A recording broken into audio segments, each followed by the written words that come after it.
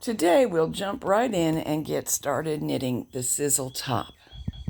Everything you need to know about the yarn, gauge, sizing, swatching is all in this first movie that you should have already watched. The material in this movie goes right along with the written pattern. You do not have to have the written pattern in order to succeed, but if you do want it, it's for sale on Ravelry, and there is a link in the program notes. So let's start by knitting the hem.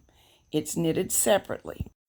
Set up like this: 2 needles in work, 1 out of work, 3 in work, 1 out of work, 2 in work. So we have a 9 needle span, but we're only using 7 of them.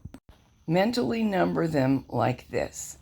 Needles 1, 2, 3, and 5, 6, 7 will knit normally at all times. Needle 4 will be placed in hold for 4 rows and then returned to work for 1 row, creating the tuck. Before starting the pattern, knit 3 plain rows after casting on and hang a claw weight on the fabric that's formed. You may knit at main stitch size for the whole project or main stitch size plus 1 for the trim. The difference is subtle, but the larger stitch size makes a slightly ruffly edge. Make sure that your carriage is set so that needles all the way forward will hold. Bring needle 4 forward, knit 4 rows, return needle 4 to work. Here I'm doing it by flipping the lever. And if you do that, you must remember to turn the lever back because we want to do this over and over. 4 more rows with needle 4 tucking, 1 more row with needle 4 knitting. We can accomplish the identical thing without changing the carriage settings, and for some people, the second method is easier, so let me explain.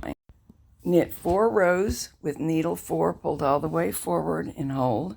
Push it back to upper working position, knit 1 row. The same exact thing is accomplished, and it means that you don't have to remember to flip the carriage. You do have to remember to push the needle back, but that may seem a little bit more obvious.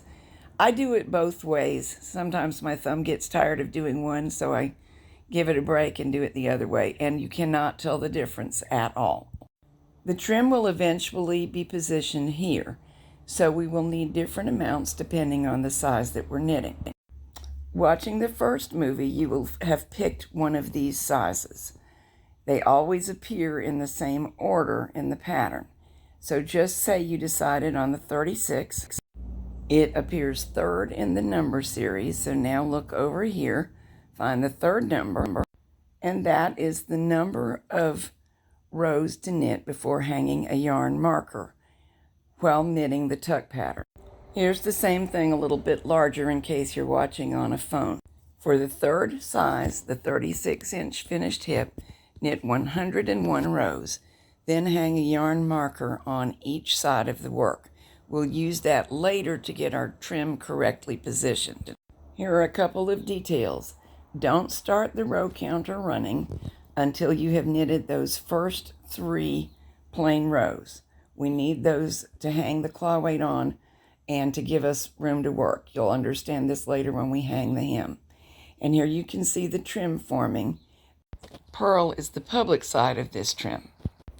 Now here are the sizes again. Take note of the position. If you do buy a written copy of the pattern, it's really helpful to print out this area and then circle every time your size appears. You won't even have to print all of it because most of the instructions are identical in all sizes. So in this case, making the 36-inch hip size, we would knit 202 total rows of trim, having marked the halfway point. Then after the 202 rows, knit 3 additional rows plain and bind off. Knit a second piece just like the first because the project requires 1 piece for the front and 1 piece for the back, and they are just alike. For those who are working from video only, I'm aware that it wasn't that easy to spot your total row count in all sizes, so here they are summarized in a chart. Each piece of trim is this many rows in total in the tuck pattern marked at halfway through this number of rows. I'm keeping these videos short for a couple of reasons. One is I have a lot easier time uploading them, and two is you have a lot easier time finding the part that you need to review if they're like chapters rather than one long story. So I will let you knit your trim and join you again shortly, and we will put that trim to use as the hem of the sweater.